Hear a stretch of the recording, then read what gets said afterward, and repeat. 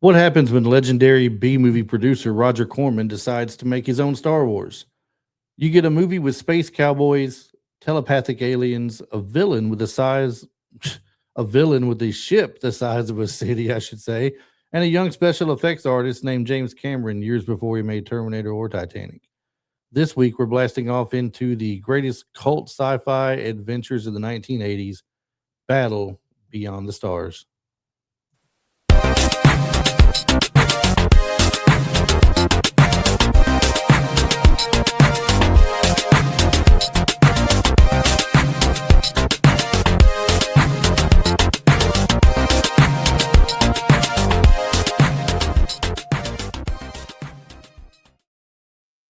Well, welcome back to Retro Life for you, everybody. I'm Chris, and with me this week is Marty. But before we jump into today's episode, let's make sure you follow us on all of our social media channels so you never, ever miss an episode. And if you love, Marty, would you like to list off those places we are on the internet? Well, we're on Facebook, Instagram, and sometimes on TikTok every now and again. Let's see. Uh, Marty's got this down pat. He's been listening to me week in, week out. uh, He knows.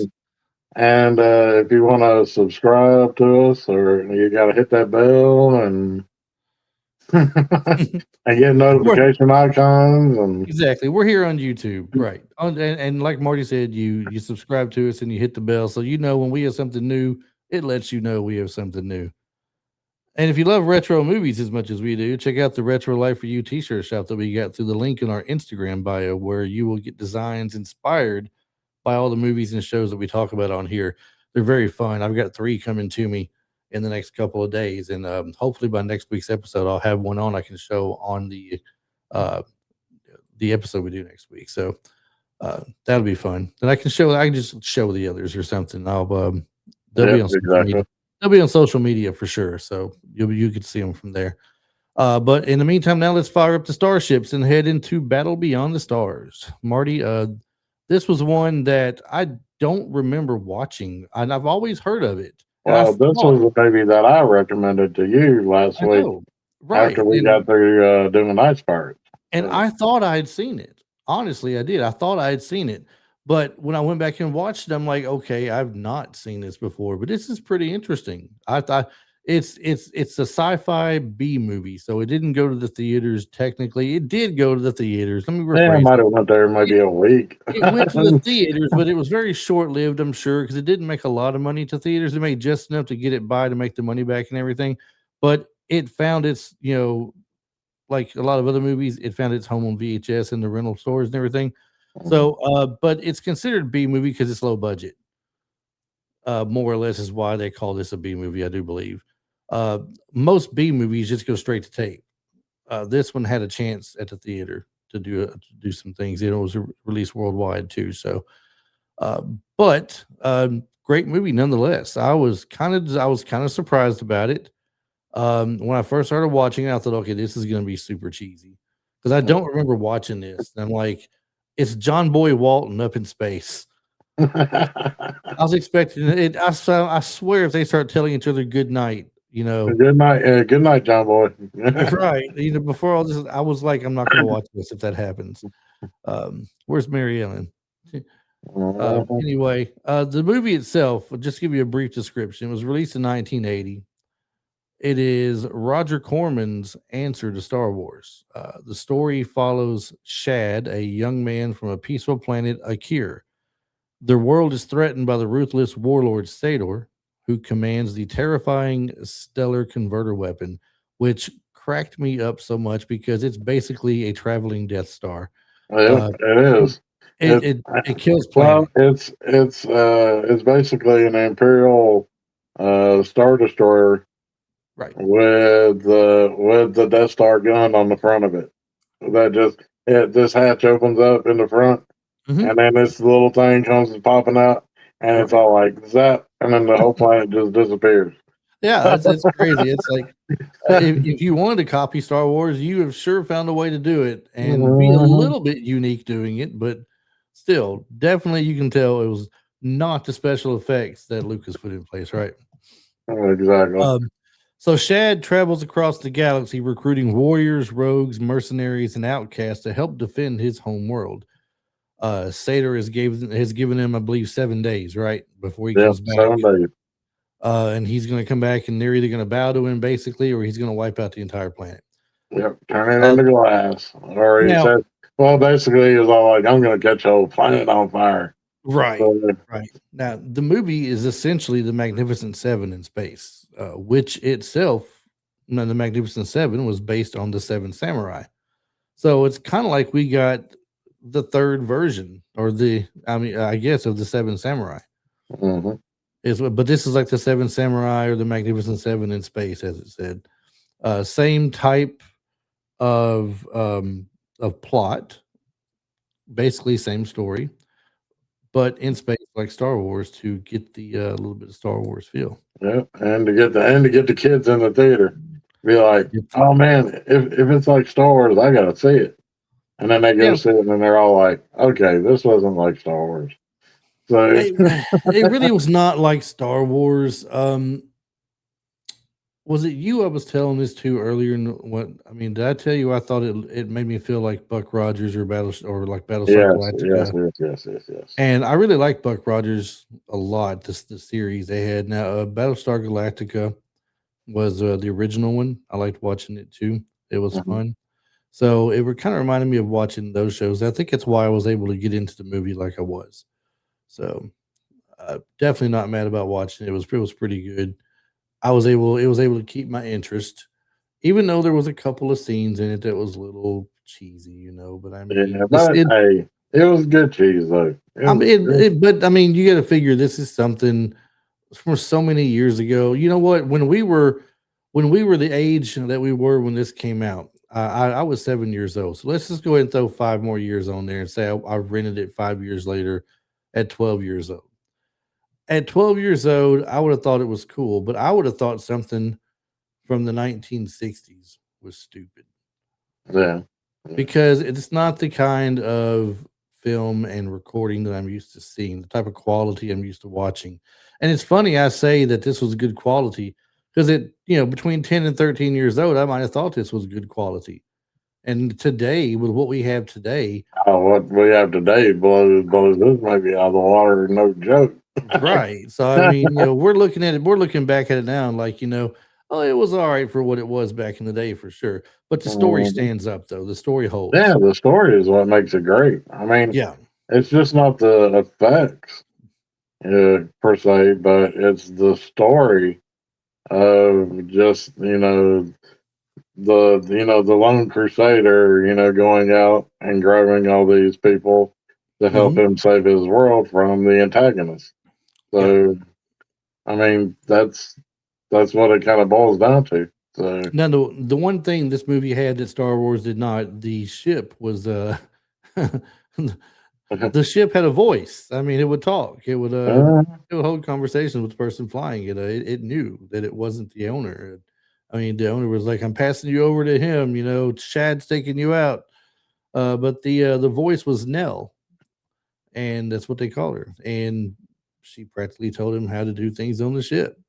yeah, Uh, she basically told him, you're either going to kill or be killed. That's what it's going to happen. right, right. And Um, and that's the thing, the whole planet they were a bunch of pacifists, except for like Shad's like mentor, the old guy Zed. He was like an old warrior, I guess, that retired there on the planet. right, So right, exactly. And just jump into a few pre-production notes real quick here. The director was Jimmy T. Murakami. The producer was Roger Corman. He wasn't the director; he was the producer. Screenwriter John Sayles, and music was by James Horner. And as I mentioned earlier, special effects artist, production designer, a very young James Cameron before he became famous with everything else that the man did. mhm. He really, he really turned out a lot better, right? Yeah, exactly. Um, But I mean, he well, he kind of critiqued the effects, and you could see it like in like some of like the shots on like especially the space station, Mhm. like where Chad, goes to the scientist for help, the first person, Right. and you literally like you're getting the scope of the space station itself. If you really look at it, you see a lot of alien. Uh, I wouldn't say like aliens reference, like not the second movie, Yeah. but more the first movie because it reminds you of the ship that Ripley and her crew were in Dallas were on that ship. It reminds you of that. So, Right. Right. And Roger Corman wanted to capitalize on the Star Wars craze, but still do it his way, which is very cheap, very fast, and creatively. At around $2 million, Battle Beyond the Stars was the most expensive Roger Corman movie that he had ever produced up to that point. The film became a launching pad for several future Hollywood legends. John Sayles would become one of the independent cinema's most respected filmmakers. James Horner would go on to compose scores for Aliens, Braveheart, Titanic, Avatar, Star Trek, The Wrath of Khan. Um, and James Cameron, we'll get there, Marty. Don't worry. okay. James Cameron got one of his first major opportunities handling special effects and art direction. The box office was, as I mentioned, approximately $2 million. Worldwide box office, some sources place the total at roughly 11 million, while domestic rentals were reported at around 3.6 million. The opening weekend alone was about 1.7 million. So for Roger Corman, this was a major success. He had even sold foreign distribution rights before the release, helping recoup the cost almost immediately. So Mhm. he made all his money back in a little bit more first weekend, and then later on went on to be pretty successful with this movie. Um, Marty, a lot of movies. I don't want to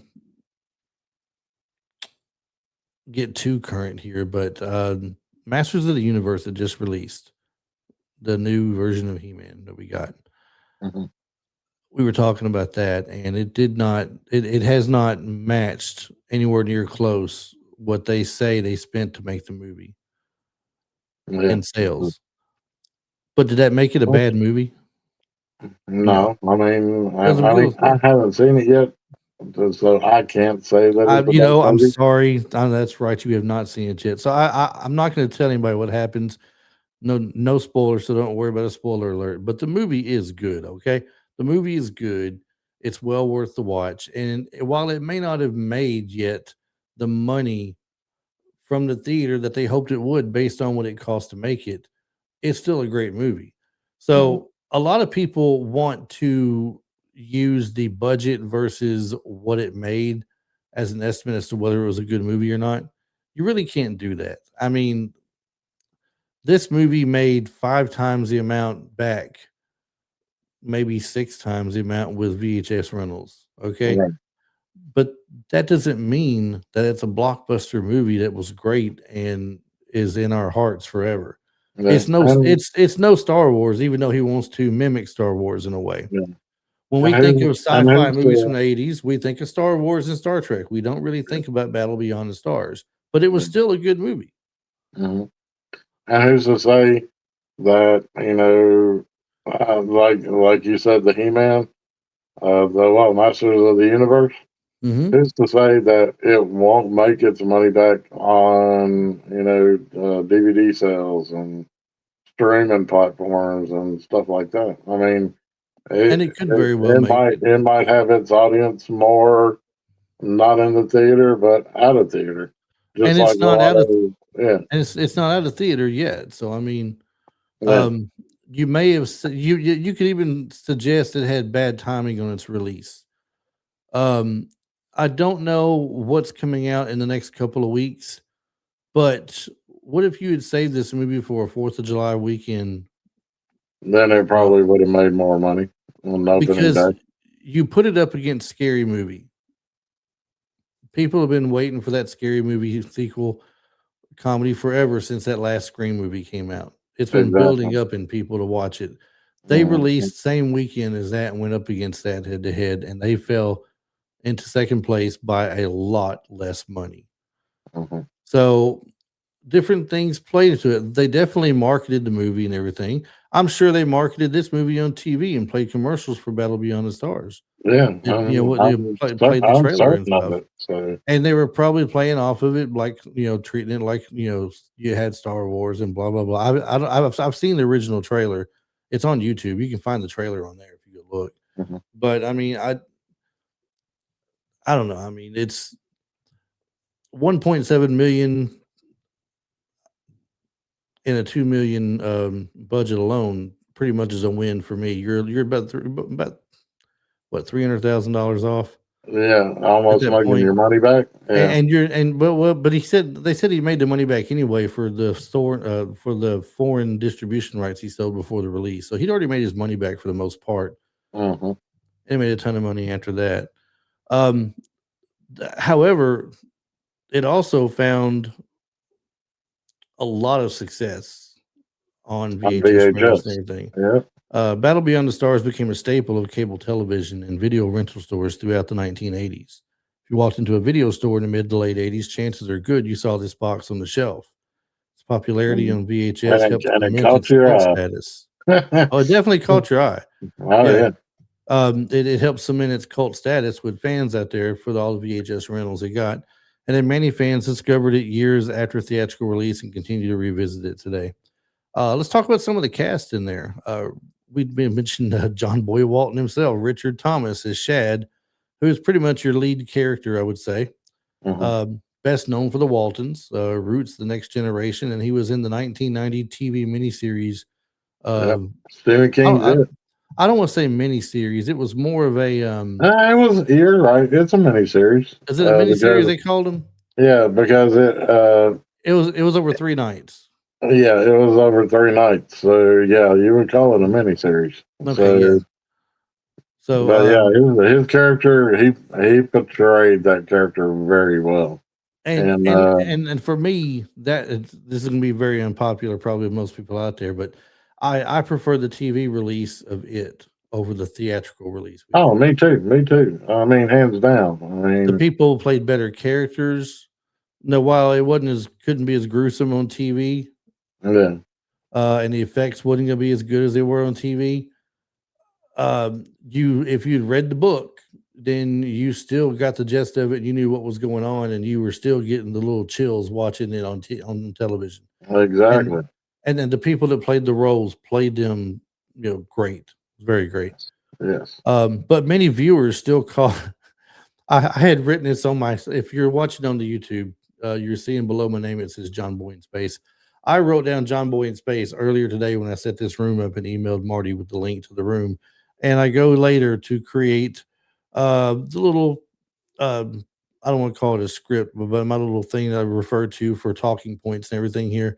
It says many viewers still call him John Boy in Space. It's so funny. So funny that it popped out that way after I had just had the thought in my mind and wrote it down. Robert Vaughn was in this. He played the character Gelt. He was the guy who was wanted in all galaxies. Basically, did his I don't want to call him a pirate mercenary work like for money. Yeah, He got paid. he was a trained killer. Well, he basically described himself as a very bad guy. Yeah, So and he's got all kinds of riches, and there's nothing they can offer him to come help defend their planet. And there's nothing they have that he wants or needs. But he tells them finally, he says, "Hold on, I didn't say no." And he tells them that he'll do it for a meal and a place to hide yeah, because a he's place. wanted everywhere. Yeah, a He's a, place just to be left alone. yeah, So be left alone, hide out, have something to eat. He's also, and funny enough, we say this is based on the Seven Samurai and the Magnificent Seven. Robert Vaughn was also in the Magnificent Seven. yes, he was. Yeah, He was in The Man from Uncle. He was in Superman 3. and he was in the A team in the last season. He was the what's his rank? General before he retired and went to the secret I want agency to he worked say for. yes. I want to say it was General. And I Uh, can't think of what his darn name was to save my life right now. yeah, but Um, he felt more like he was like CIA instead of like right, like but he regular had been army in or military before that, though. yeah. Hmm. Exactly, but he'd been in military before to get into that position in CIA. So, what he was, you know, his name, that's gonna bug me forever now. So I'm gonna look it up while we're talking. Um, so he gets him to help out, and it's funny also because he has a direct link and reference to the next star that we were going to bring up in the role of cowboy. They just called him the cowboy, and that was played by George Papard. Now, Yep. George Papard, And Hannibal Smith himself. Yeah. that's right, Hannibal. He loves it when a plan comes together, and he Mhm. was the guy who took care of the what would you Well, call it? he was The basically ground. a space freight. He was a space trucker. So he He hauled around was, yes. he hauled He had around all kinds freight. of weapons. Yeah, he Yeah. had all kinds of weapons, and remember, he was going. The planet that Sador destroyed is where he Yeah. was taking those guns to. All the guns too. So he tells the guy, he tells Shad, he says, "Well, guns are paid for. You want them?" Yeah, he's you like, know, yeah, I'll take him. it's basically he'll go back and help out with him. Um, and back to Robert Vaughn for a second. Also, I forgot to mention this one. He was also in Basketball. You remember the movie Basketball? Yes, I do remember basketball. Yeah, that was a fun movie. He played a role in that. Vaughn's name in the A team was General Hunt Stockwell. Yep, hunt That's stock. what it was. Stockwell. Okay, just it's called him Stockwell is all they called him. Um, Hmm. anyway, so let's go back to George Papard again. I'm getting off track. I was not going to be happy, everybody, so I looked it up. I'm sorry. Bear with me. You of all the years of all you who have stuck by and listened to us, and you know me by now, I am not going to let that go. Um, George Papard. Other than just knowing him as Hannibal Smith, you also know him from Breakfast at Tiffany's and a movie called The Carpetbaggers, and I do believe he was in what he in some war movies as well or westerns or something. Um, Definitely westerns. definitely westerns. Back in his younger days. Right. So I couldn't remember if it was war movies or westerns, but it was one of the two. And they even refer to him as a space trucker here. His space trucker character is one of the most entertaining parts of the movie. And it's so funny we throw space trucker out there as a term because there's that movie that we keep yeah, I saying know the people space from work they want space you to do truckers. it. They want us to do space truckers. Uh-huh. We just may have to do the movie Space Yeah, Truckers in honor of the H and the G yeah. and the other word. we won't. We're not going to throw your work. We're not going to throw you into the bus and throw your work out there like that, Marty. Have people tracking you down, and I mean, Yeah, true. they're already wanting to, mob you in public for your autograph and get a picture and everything. Oh yeah, Um, I got to shove them off. They're I all know, like, beat them off ah, with a stick. I mean, he's here. I wish I was as popular as you, Marty. I do. Hmm. I do. It's great. John Saxon plays Sador. Also appeared in Enter the Dragon as one of the guys with Bruce Lee on the island fighting. He was in A Nightmare on Elm Street. He was Nancy's One father. of my favorite characters, man. Yep. Uh, Black Christmas. Basically, say he's he's Saxon is chewing scenery in this movie in the best way possible. What is up with him? He's missing an arm. He's wearing somebody else's ankle or something. They said. Yeah, I mean he's falling apart like left and He's right. Is he falling apart or just trying to make the best of a bunch of people into one body or something? Mhm. Um, I would think when it comes to John Saxon, one of my favorite things for him is going to be Nightmare on Elm Street, though. Yeah, me too. Me too. That's my, as you know, it's my favorite horror movie, of the '80s, favorite slasher film, Yeah. and he comes back in Elm Street 3 as well to reprise the role of the father. fights Yeah, Freddy in a junkyard. that's right. And he's one of my favorite lines. Bury the damn thing. See Sybil Danning as Saint Xman. She is the uh, what was her race? What did she call herself? The she said that she was something of Valhalla. So she was almost like a reference from like a Viking planet or something. So, but I mean, I don't know what race she was, but she said she would say her name and then she Yeah. would say Valhalla. So Well, she's been in quite a few things over the years. Also, she had a part in the Halloween movie in 2007 on one of the remakes. She was in Grindhouse, um, the Superboy TV series, uh, L.A. Bounty, Amazon Women on the Moon. Is that a yeah, movie? that's Is that where I really? Is remember her from. that And, really a and movie? Howling Part Two and Amazon Women on the Moon. So Something tells me she was in. She might have been a late night Showtime or Skinamax person. I don't know here. Amazon Women on the Moon, Warrior Queen, Reform School Girls, yeah, yeah. Private Passions, Young Lady Chatterley the Second. Oh yeah, you probably find her on some of those naughty shows. So That's funny. She's in some TV series though, guessing in episodes like in Street Hawk and V the series, The Fall Guy, uh, yeah, I remember Simon. on V. Our, Yeah, Simon and Simon. Now she was in a movie in '83 called Chained Heat. I do remember that movie being out. So she was in that as well. But lots of TV series, and then of course Battle Beyond the Stars as Saint X Men.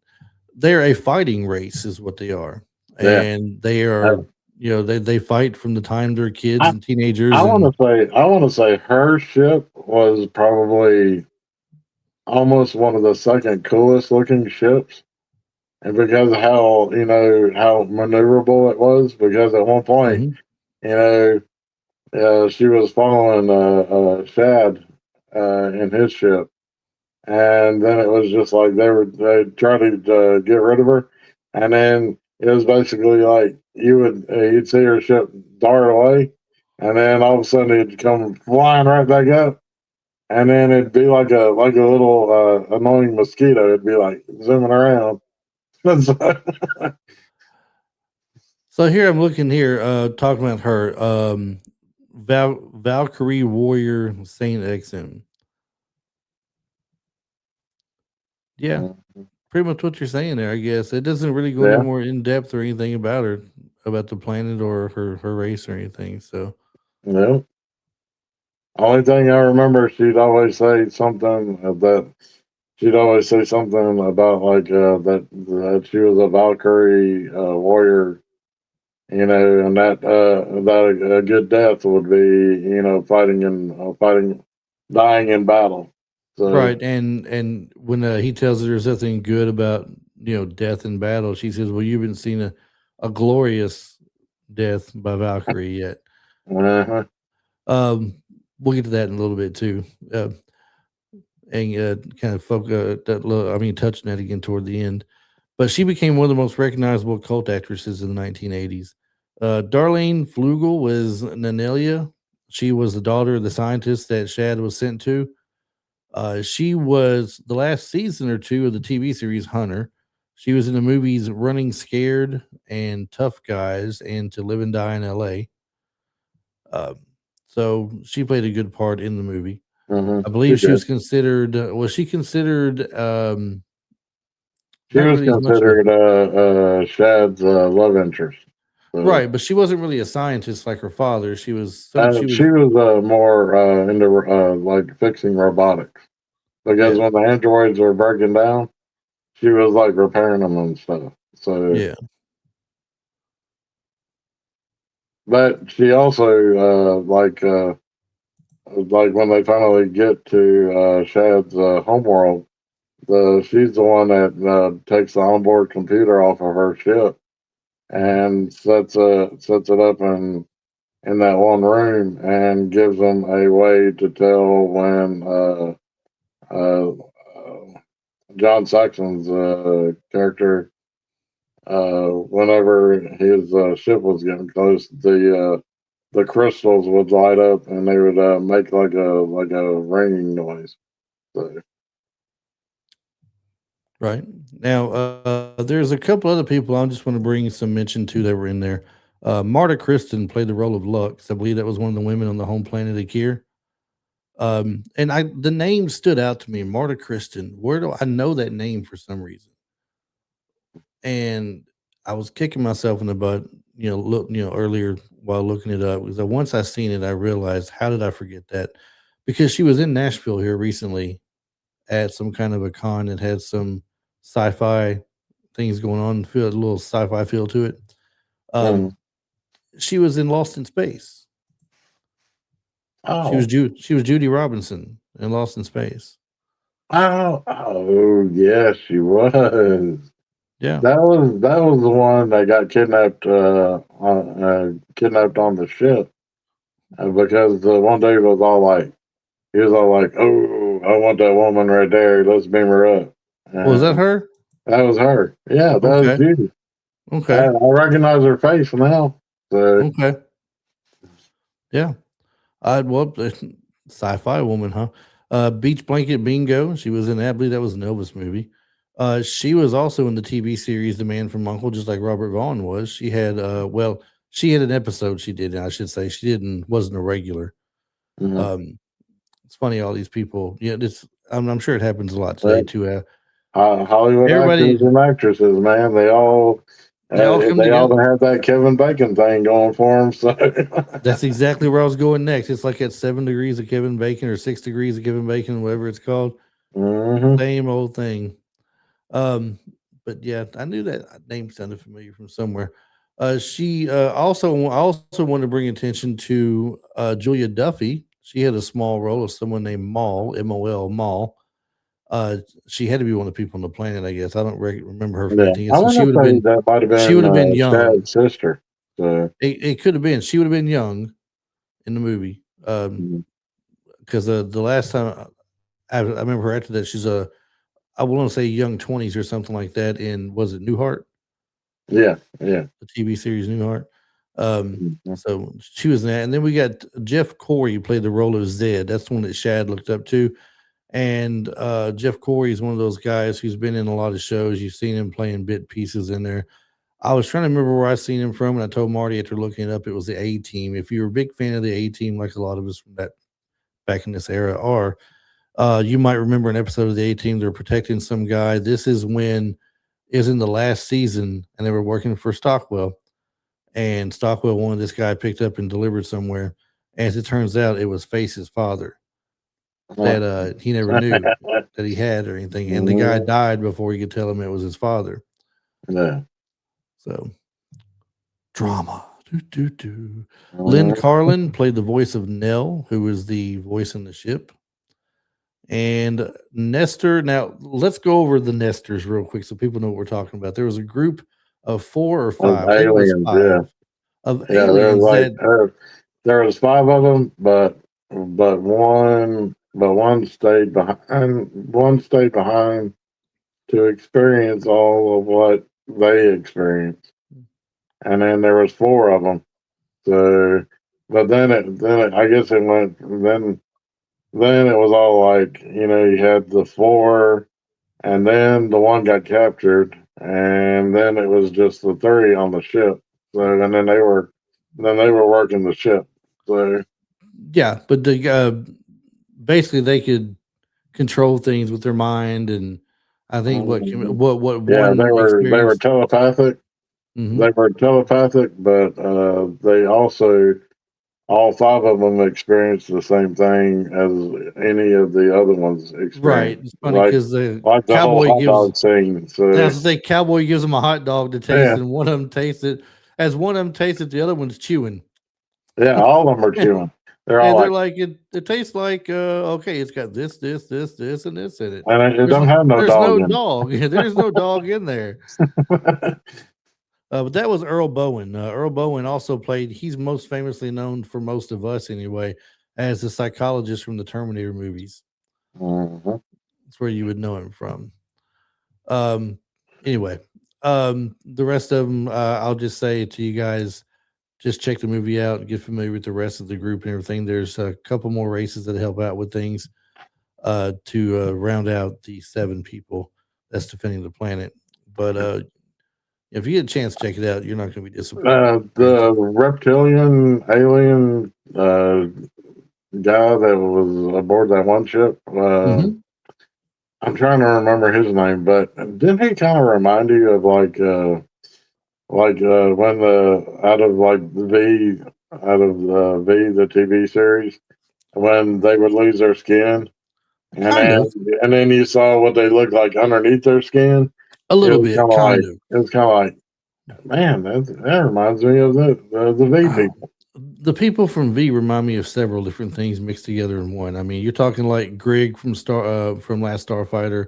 You're talking about the guy from Battle Beyond the Stars, the guy that Lou Gossett Jr. played in Enemy Enemy Mines. minds, yeah. So, I mean, it's a combination of these things. I think that they put together to make those the way those aliens looked. No other actors were really considered for this movie. Roger Corman usually has an idea of what he wants, and he usually goes for affordable veterans that are willing to work quickly. So he reached out to the majority of these people and instantly got what he wanted, I guess. But the director originally was Richard Franklin.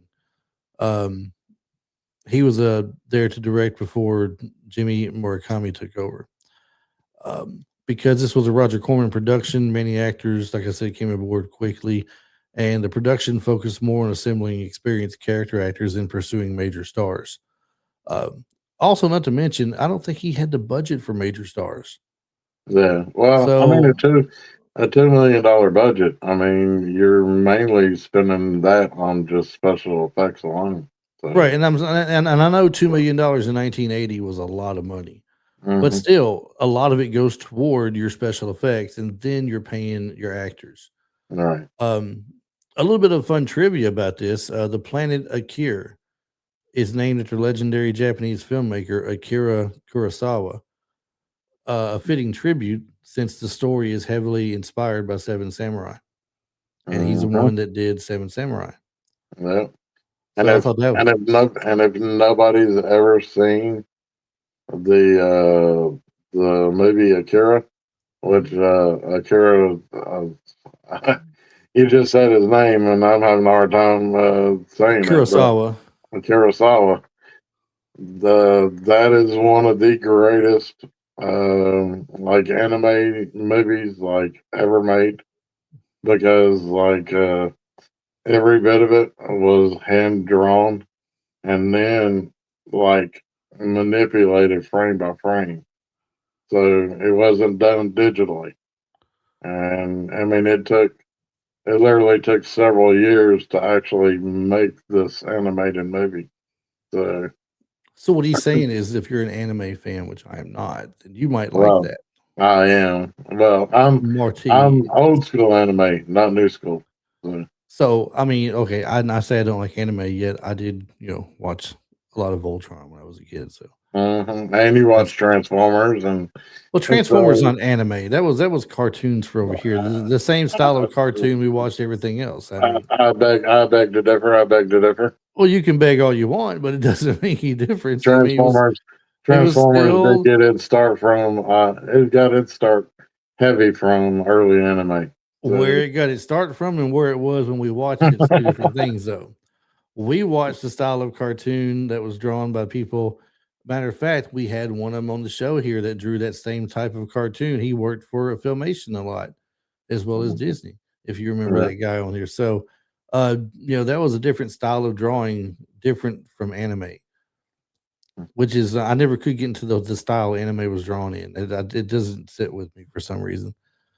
Well, But I'm not into the doughy eyes anime. I'm into the more realistic anime. So, uh, cartoons and realistic does not mix well. James Cameron was fired and rehired twice. He noticed Roger Corman preferred seeing finished sets rather than works in progress. So sometimes Cameron left sets empty before inspection, so Corman would think they were complete. Is that crazy? Maybe. Hmm. Definitely effective though. Maybe not. Maybe And that's here is how. something. I'm sorry. Go ahead.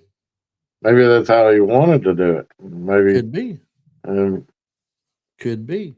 Could yeah. be. But here is a part that Marty's been dying to get to. Hmm. James Horner reused ideas from this soundtrack later on. Marty told me at the beginning of the show before we started recording, this movie ripped off Star Trek II, Wrath of Khan, beat for beat. If you listen to it, you got to Yeah, hear it. No, but you corrected me, and now I know better.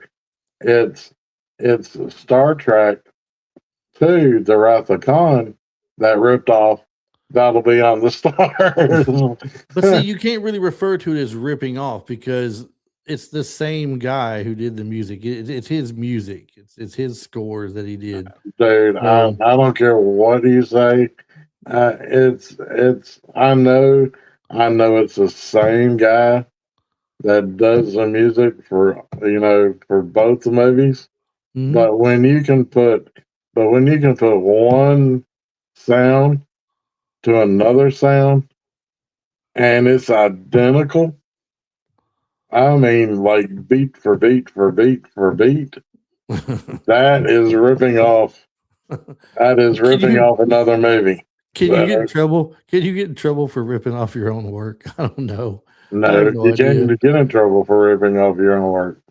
He But also that's sad. I mean, yes, I know. He also used part of the soundtrack in Krull and also in Aliens. uh-huh. Crazy. The villain's ship, the Hammerhead, is one of the coolest spaceships in B movie history. It says it looks like a giant spaceship merged with a shark. Well, you know my opinion on the ship. Now this is the Uh, villain. This is the villain ship, the one that oh, you the said looked villain like ship. the villain ship. You said the one that's Yeah, practically like that literally reminded me of a star destroyer with a like a hammerhead's shark's front end on it. So, yeah, yeah, definitely. Roger Corman reused footage also from this movie repeatedly. Not only did the guy doing the score reuse some of his music in other movies, Roger Corman reused footage from this movie repeatedly in other movies he had parts of that he was producing or directing. Scenes and ship effects later appeared in Space Raiders, Forbidden World, Dead Space, and the 1994 version of the Fantastic Four. mhm. So and and crazy. uh, and definitely like the the net ship, the one that Hmm. was like round and it glowed and Yeah. everything.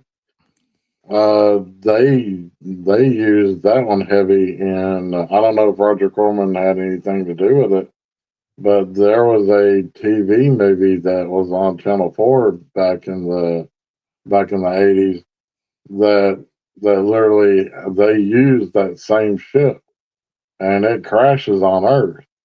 Yeah. And I can't remember the name of the movie for nothing to save my life, but basically, it was one of those kind of movies where the aliens were here to take over the planet, and basically, the ship crashes, the alien gets off, finds somebody, clones that person, and kills them, and then they go off and then start wreaking havoc.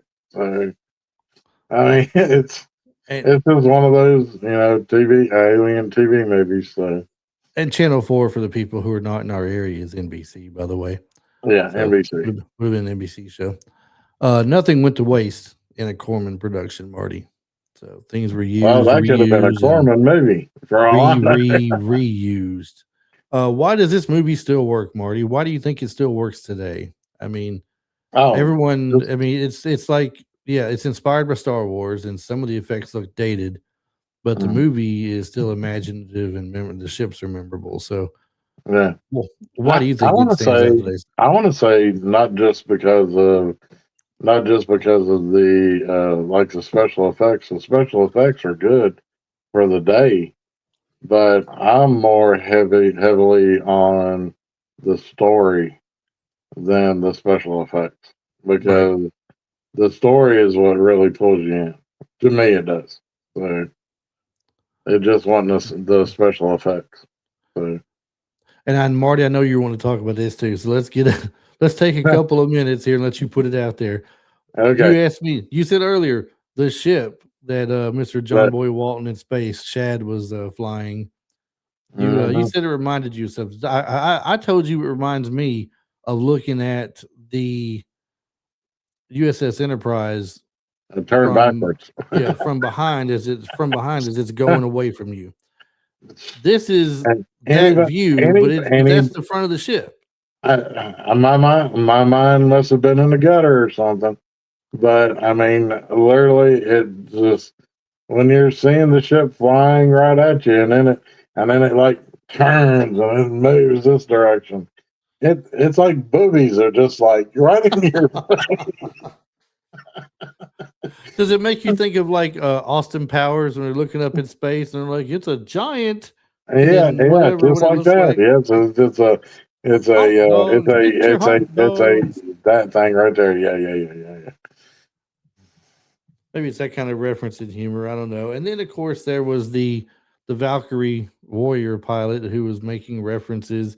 You asked me, did it look like it had sexual innuendos Oh, throughout it the is movie? big time sexual So I innuendo. mean, she's making comments to the other girl, the scientist's daughter, played by Darlene Flegel, uh, or wait, what's her name again? Darlene Flugel, Yeah, something like that. yeah, Anyway, and then she has a conversation with Shad about how his procreate. race procreates. There were some little hints and innuendos and stuff throughout the movie, but I mean it's like nothing we don't see in any other movie or TV Yeah, show these days. So exactly. it wasn't anything And the very thing, heavy. and I hate to say it, but Roger Corman movies were well known for sexual innuendos. So, but I mean, that's just how Corman rolled. So, Yeah. What do you think here? Is Battle Beyond the Stars the best Star Wars knockoff ever made? um, I would almost say yes. So I would almost say that that's a yes for me. So, What else would you compare to Star Wars that you'd say is a Star Wars knockoff other than just Battle Beyond the Stars? our last movie that we did, Ice Pirates, that kind of had a Star Wars feel to it, except for the whole, being the water being the absolute necessity.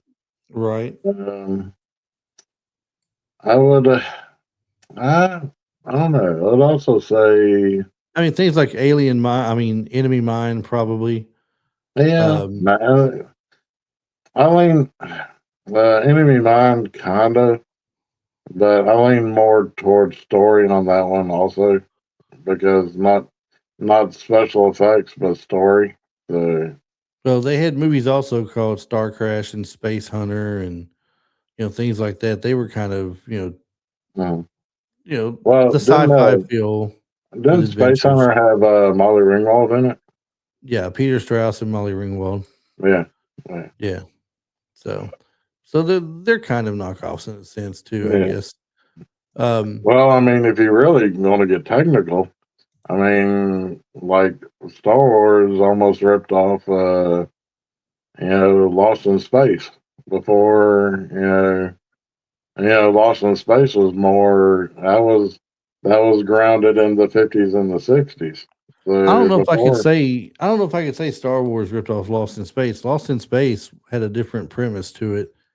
I mean, in Star Wars, we're following the story of Luke Skywalker, who's had to live with his aunt and uncle all his life, who wants to go off and be a part of a rebel alliance and fight for the planets. And you've got the dark side, you've got the good side, you got the Jedi's, you got all these things going on, the big space stations, the Death Star, the Hmm. stormtroopers, and all these things. And then when you look at the other one, you don't. It's not really quite like that for its Yeah, lost space.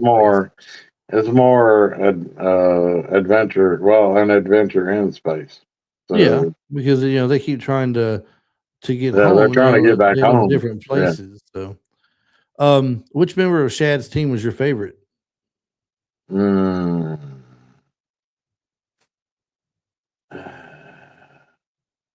Robert Baum's character.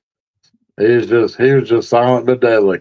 I'm going to go with Cowboy, played by Oh, George McCart. George Ford, yeah. Was it not funny? He's sitting there with a shot glass in one hand. He turns his belt buckle one way, and she's like, "What is that?" He goes, "That's scotch." And then Uh, you get another he's button, got the which is water. soda. He's got a little bit of water, and then the ice cubes come popping out. No, right, it was scotch and then soda, and then Uh-huh. an ice cube or two plopped in there. And then at the end of the movie, he's doing it again. He just puts straight scotch in it and drinks it. She goes, "You forgot the soda." He goes, "Yeah." I ain't gonna need it. but Um, at one point of the movie, when Shad first meets Cowboy, and uh, and then he's hauling the freight and everything. Like you said, he gives him the weapons for free because they all been paid for. But didn't Cowboy say that he didn't have any weapons aboard his ship? Like he didn't have any weapons that would like fire. Like he didn't have any laser cannons or anything on his ship. no, he had they were like rifles and stuff to work with on ground Mm, support and stuff, ground yeah, fights. but I remember Oh, it as was far as very. his ship goes, as far as his ship for fighting back goes, you mean? Yeah, I because I thought he couldn't fight back against against the raiders that were like trying to get there his was freight. I think something happened to his ship though. He was talking about if he said if such and such hadn't been damaged, I would have taken those guys out or something. Okay. So I do believe he did have stuff that worked. It just something got taken out in the process as they attacked him. Yeah, because So, that's what confused me because when Cowboy goes up to like come to the rescue almost type situation, he's up there and he's got he's got the controls in one hand and he's got the it looks like he looks basically almost like a CB, the wire coming down and it has like right. a little gun control like right here and he's Hmm. got one hand on the stick and one hand on the gun and he's all like and he's firing. And I was like, that's what confused me. I was like, okay, I thought he said he didn't have guns on his ship. So, but like you said, they might have repaired them when they got to the Shad's homeworld. So, A little interesting tidbit here I'd like to throw at you before I get to the next question for you. Did you know that a young Bill Paxton worked on the sets as a carpenter and a painter between jobs and on the recommendation of a good friend, art director, and future collaborator James Cameron? oh, that's cool. That is cool. Mhm. Yeah, Bill Paxton popping up everywhere. Hmm. Before he got into acting, he was a carpenter. He was something, all right. Yeah, you got that right. So one more question for you. It's the last question I have for you, and then we'll start wrapping things up. Okay. Um, I personally think it does, but your opinion, does this movie deserve a modern remake? Yes, I would love to see this movie remade Yeah, you could definitely make it. or reimagined. I So mean, think about this. Star Trek, well, this is the what do they call it? The Kelvin universe, Star Trek, where it's like The Kelvin universe.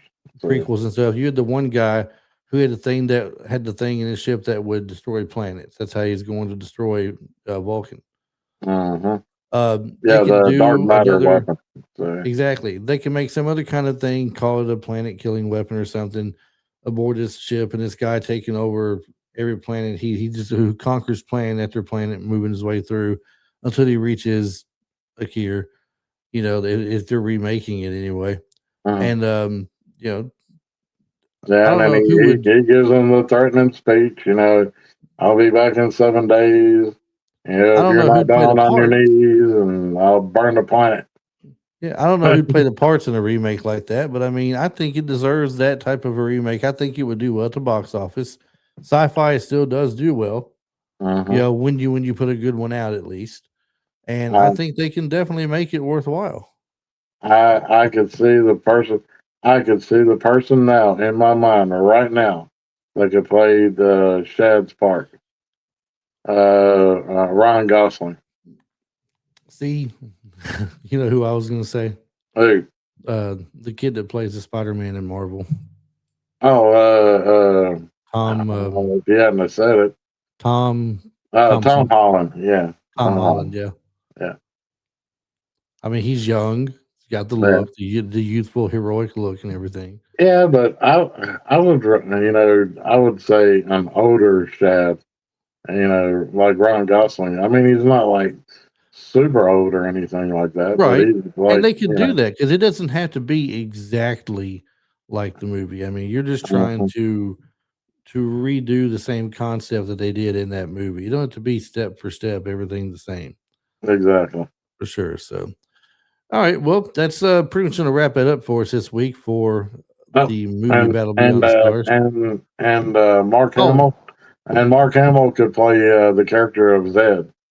So okay, well, that's true because that gives you a reference back to the copying of Star Wars. mm-hmm. And Yep, yep, yep, he could yep, definitely yep. fit that crazy old role, like he reprised the crazier older Luke Skywalker thing. So that would work Mhm. for sure. I almost forgot to ask as well. I always do. Usually catch me on it. Favorite scene from the movie? Favorite part, or just Uh, favorite part of the movie? Favorite part of the movie? Mm, I don't know. I don't know if I really. I mean, I like the whole movie, not just a favorite scene. It was just from beginning to end. I mean, it was really good.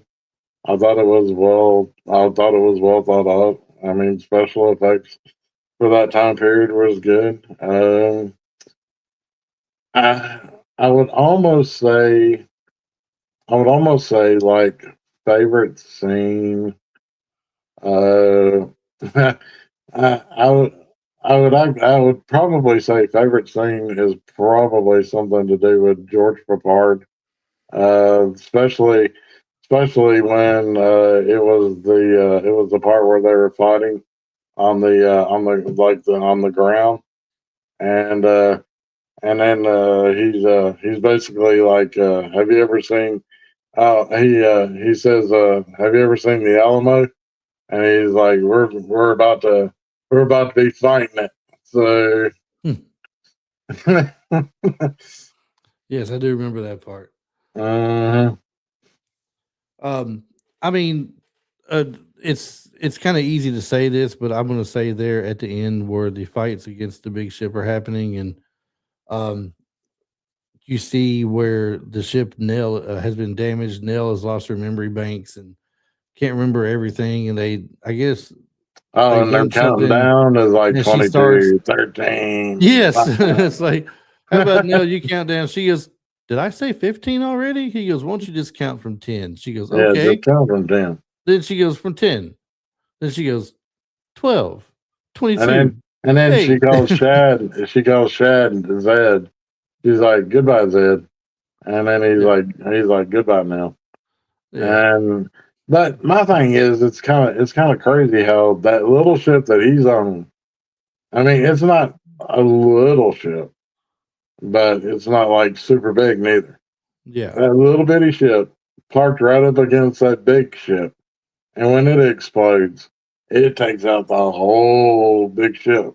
I thought they'd pulled him inside with the tractor beam. He'd just got inside with the tractor beam when No, it the exploded. ship was literally sitting on the outside because Okay. when they're in the escape pod, when they're in the escape pod and it shoots out the top, Yeah. they're being launched into space, and when it goes to the outside, when they're when there shows them leaving, it just shows the ship parked right next to the side.